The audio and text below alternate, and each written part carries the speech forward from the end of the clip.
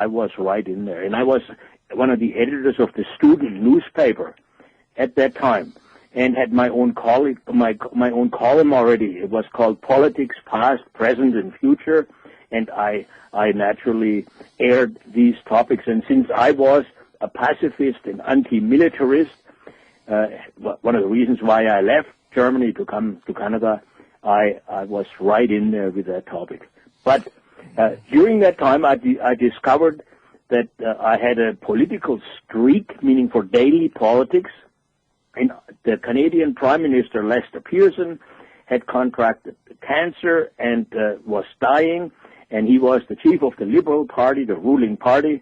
And so the ruling Liberal Party was to have a convention to choose a new leader who would then automatically become Prime Minister of Canada. And I looked at that and I said, boy, Ernst, now here is a golden opportunity. Were you at this point a Canadian citizen? No, I was just coming to that. The only drawback was I was not yet a Canadian citizen. I was a German citizen. But that didn't deter Ernst. I went ahead anyways, registered, applied for Canadian citizenship, registered as a candidate, toured the country, and speechifying, giving the press conferences. And because I was trilingual, and there was a large German immigrant population, the Germans were the third largest immigrant group in the country. I had a French-Canadian wife, could speak English, French, and German.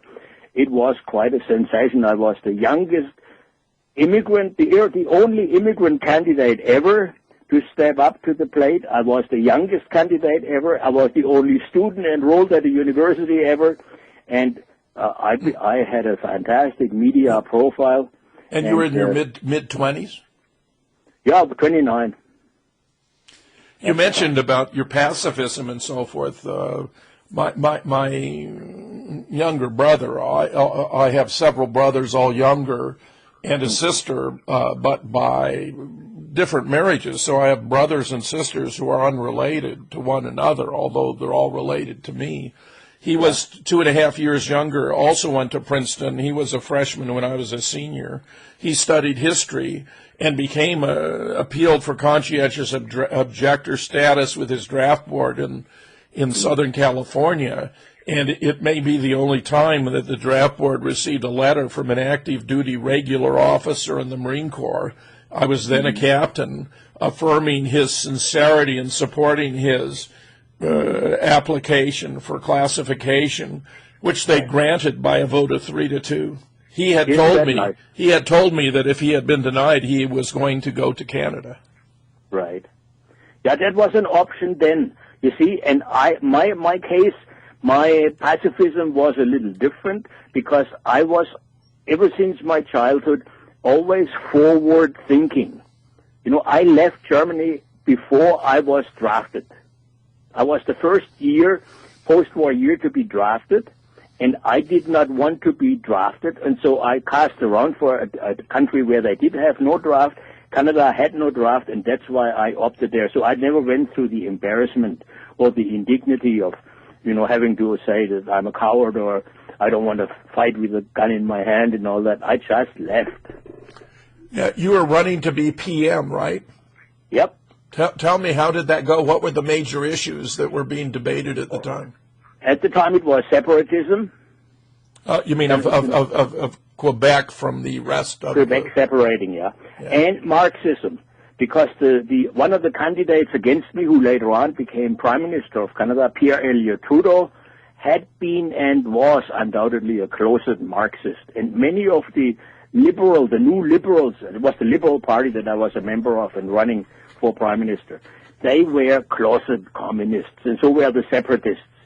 And that was the issue that was then being fought. And I was a dyed-in-the-wool anti-communist, and so I was really the kind of, they called me the dark horse candidate.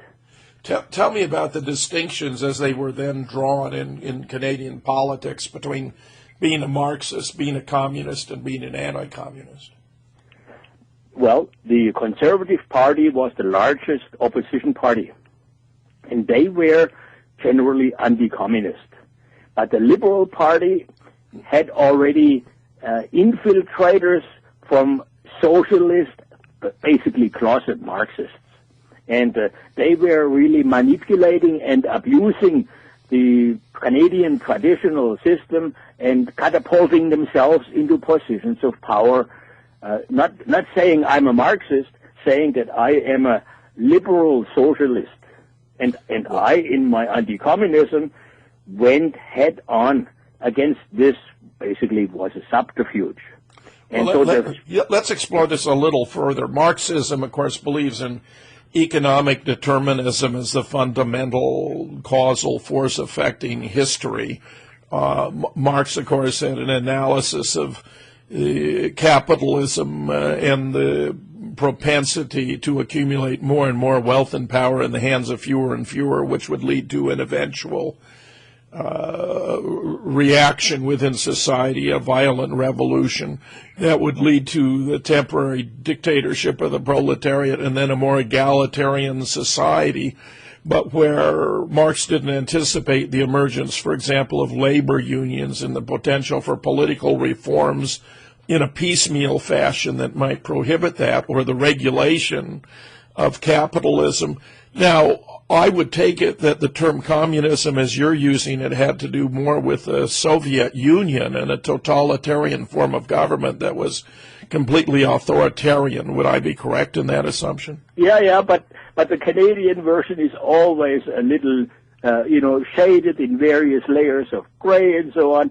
The driving force behind it at that time was Fidel Castro's Cuba, yes, because Canada had refused to put a boycott on like the United States had, Good for Canada.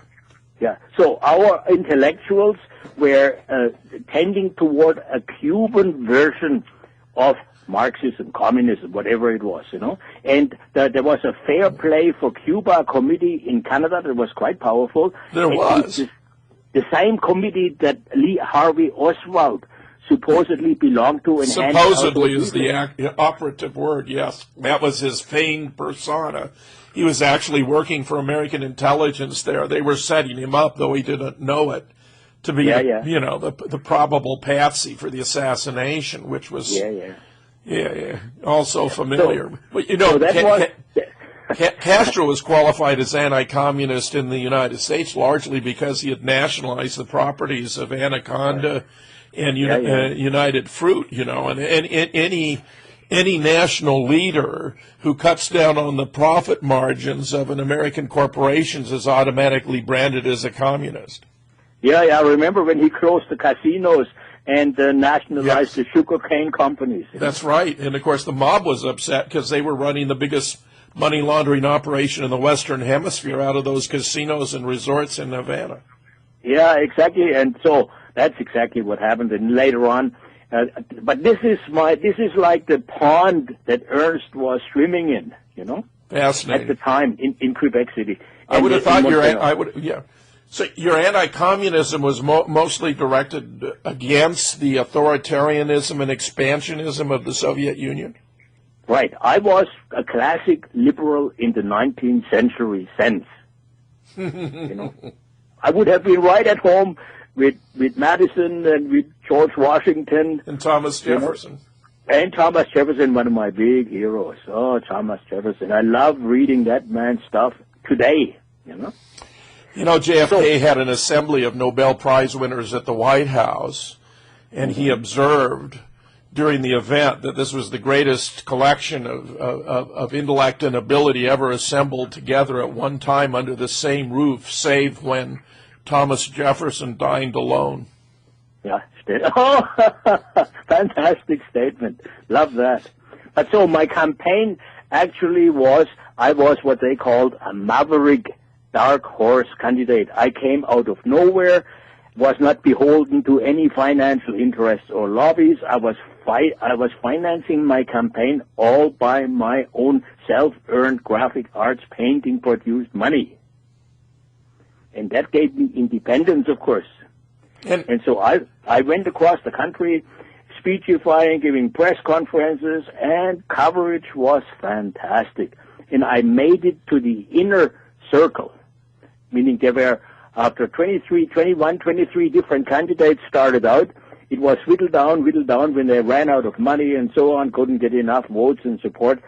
There were 7 candidates left, and I was candidate number 7. And so I spoke to the assembly. Oh yeah, you asked me about my citizenship. Did I quake in my boots? You can be sure, because I was carrying in my pocket a German passport. And I had not been made a Canadian citizen. Only after the election campaign was over did the government decide to deny me Canadian citizenship without giving me a reason for it. Ernest,